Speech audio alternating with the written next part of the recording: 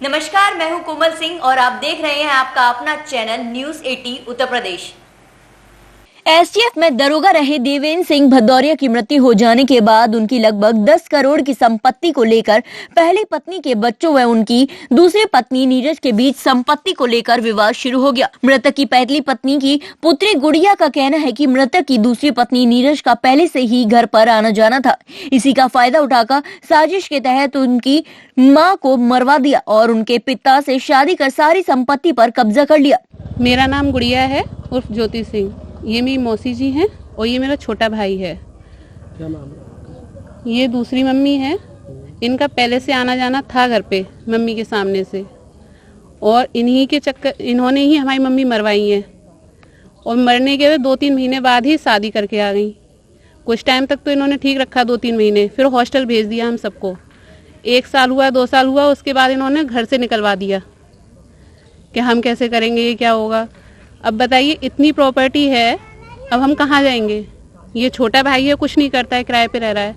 बड़े भाई भी प्राइवेट जॉब कर रहे हैं, हम भी तो कहीं आएंगे बहने, कहाँ जाएंगे हम।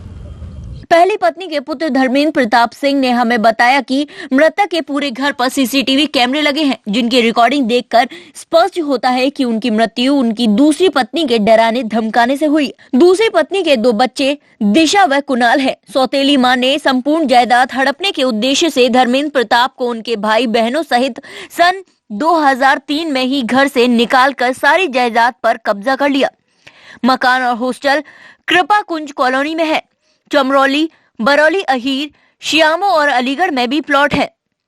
खनन के पट्टे भी पिता के नाम पर ही हैं। सौतेली मां उनको ना ही घर में घुसने दे रही है और ना ही वसीयत दिखा रही है।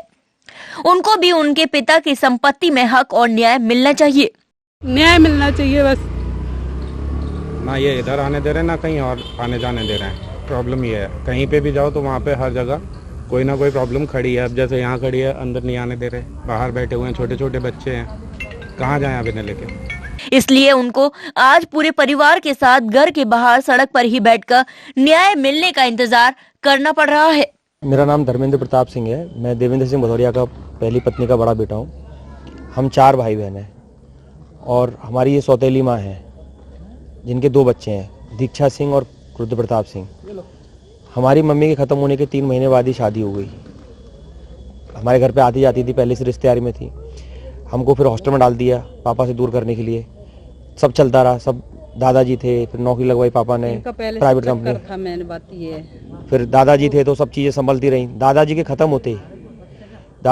होते ही चीज़ें बदलना शुरू हो गई। फिर हम घर पे आते तो पापा से लड़ाई करती, टॉर्चर करते कि मैं आत्महत्या कर लूँगी, ये घर पे नहीं आए। तो हम गाँव में मिलते पापा से, या बाहर मिलते, या शादी रिश्तेदारी में जब आना जाना होता तब मिलते। फिर बहनों की शादी कर दी, शादी में भी पापा को नहीं आने दिया। पापा ने हमारी शादी तय करी, उसमें भी शादी में पापा को नहीं आने दिया। इतनी लड़ाई करी। अब 31 अगस्त को मतलब अगस्त की बात है कि पापा जी गांव चले गए। पापा को इतना टॉर्चर किया, मारने की कोशिश की। पापा गांव चले गए। पापा ने मुझे फ़ोन किया कि बेटा ऐसे ऐसे मेरे साथ हादसा हुआ है वहाँ पे और ये मुझे मार डालेंगे, अगर मैं इस बार आगरा गया वापस तो मारा जाऊँगा। जब तक मैं अपनी नौकरी से आया था तो ये लड़की जाके कुछ लोगों के साथ वहाँ से पापा को ज़बरदस्ती नशे की हालत में ले आई। मैं यहाँ घर आया, मैंने कप्तान साहब को एप्लीकेशन दी, क्योंकि मुझे मालूम है ये कुछ ना कुछ आरोप लगाती।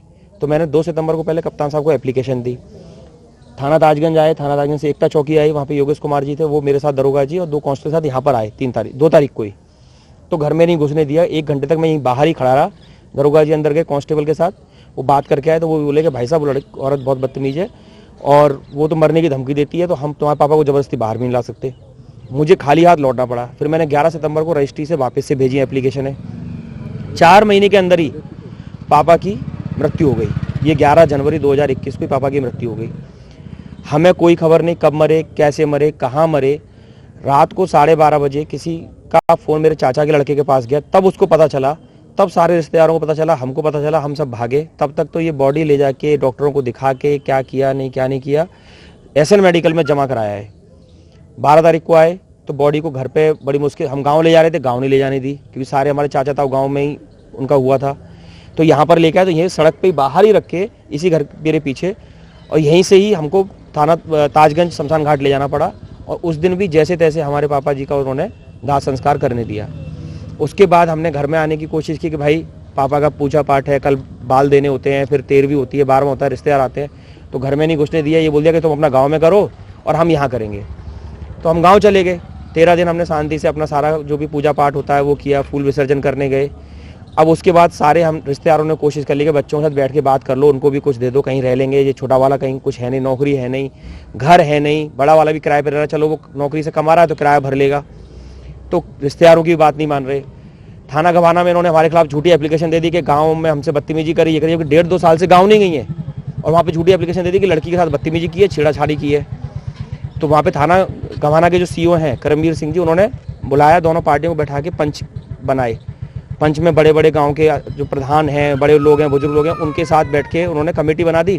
कमेटी में भी नहीं आई कि चलो आमने सामने बैठ के बात करें। अब हम 1 महीने से ये बोल रहे हैं कि हमारे पापा के जो भी पेपर आपके पास हैं, पापा के नाम क्या प्रॉपर्टी है, उनके नाम कम से कम 8 से 10 करोड़ की प्रॉपर्टी है। ये घर आप देख रहे हैं, इसके पीछे कम से कम ये 30-35 कमरे बने, 1200 वर्ग गज की मकान है, पूरा किराए पर रहता है। शमशाबाद रोड पे 2-3 प्लॉट हैं, बरौली अहीर पे है, सामू रोड पे है, अलीगढ़ में प्लॉट हैं, खनन के पट्टे हैं, चंबल जहाँ से निकलती है, ऐसे 2 पट्टे हैं बांदा और भिंड में। तो हमने कही सब आप रख लो, हमें सिर्फ ये बता दो कि पापा के नाम क्या क्या है और इसको कहीं भी रहने के लिए दे दो। मैं तो चलो नौकरी कर रहा हूँ तो रह लूँगा। तो किसी भी चीज़ के लिए राजी नहीं है। 1 महीने से हमें घुमा रही है कि पेपर आज देती हूँ, कल देती हूँ। गाँव के घर की चाबी नहीं दी। सारे गाँव के रिश्तेदार आते हैं, आप समझते हो गाँव में तो आसपास के गाँव के बहन बेटी सब रिश्तेदार आते हैं। तो वहाँ पे फिर हमने ताला तोड़ के अपना घर में पूरा चेक करके वहीं पे सारे रिश्तेदार आए। वहीं पे हमने 12वीं की, पापा की 13वीं की, 12 ब्राह्मण किए। अब 1 महीने से घुमा रही हैं, वारसान भी नहीं बनने दे रही। वारसान बनने के लिए तो उसमें आपत्ति लगा रखी है कि राजीनामा हो रहा है, हम बताते हैं, आज बताते हैं, कल बताते हैं। ना वारसान बनने दे रही, ना किसी चीज़ के पेपर दे रही। अभी थोड़ी देर पहले पुलिस आई, पुलिस ने भी ये बोला कि ठीक है आपके नाम प्रॉपर्टी, आप पेपर दिखा दो। तो बोले पेपर बैंक में रखें। अब 1 महीने से पेपर बैंक में ही रखे हुए हैं, ना 1 रुपया हमें दे रही, ना हमें घर में घुसने दे रही। हर तरीके से हमने फ़ोन पे बात कर ली, सारे रिश्तेदारों से बात कर ली। तो फिर आज मजबूरी में हमें यहाँ आके बैठना पड़ा। 1 घंटे से 2 घंटे से हम गेट खटखटा रहे हैं, कम से कम धूप में बैठे हैं बाहर। पुलिस भी हार के भी वापस चली गई, यहीं बैठना पड़ रहा है। कोई समाधान किसी चीज़ का नहीं हो रहा है।